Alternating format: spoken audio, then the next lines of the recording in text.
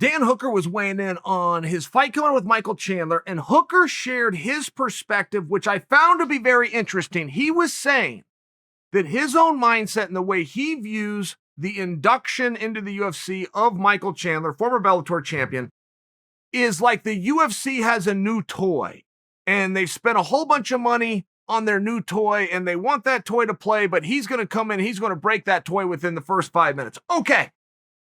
I would never want to talk Dan Hooker out of his mindset because it sounds like he's in a very good place competitively speaking. I'm just asking you guys, is he right? I don't know that I see Chandler's induction into the UFC the same way that Hooker is viewing it. I will admit that Hooker is being given an opportunity. It seems to me from where I'm sitting that Chandler's the one being put to the test right away.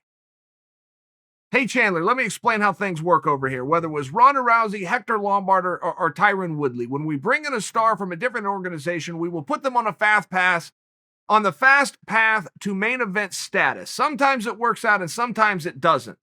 We're all going to be really great friends today, and we might be parting ways within the next 12 months. High risk, high reward, sign here.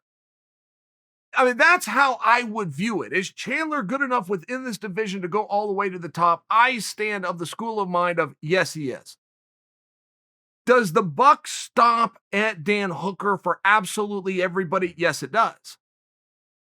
I mean, giving somebody and acting as though Chandler is the chosen one and he's brought over and we're going to shine him up and move him right along, and then telling him on day one, you're either going to fight at absolutely no notice Justin Gaethje or Khabib. That was day one. Okay, great. Now that we've thought about this, on day two, with proper notice, you were for sure going to have to fight Dan Hooker. Like that doesn't sound to me like a guy that anybody's trying to help.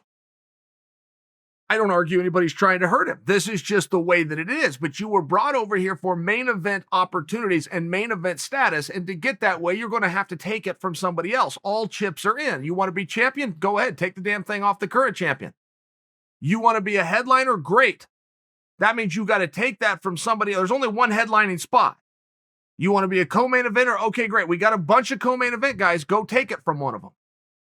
I mean, that's how cold and ruthless the fight game is.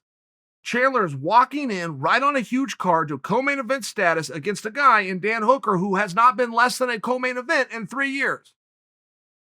If Chandler wants a co-main event spot, no problem. Here's a co-main eventer. Go take his spot.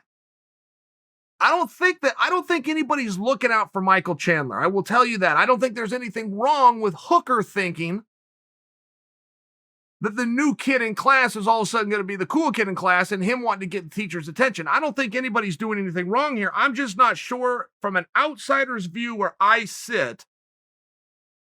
I don't feel as though I'm seeing it quite the way that Hooker does.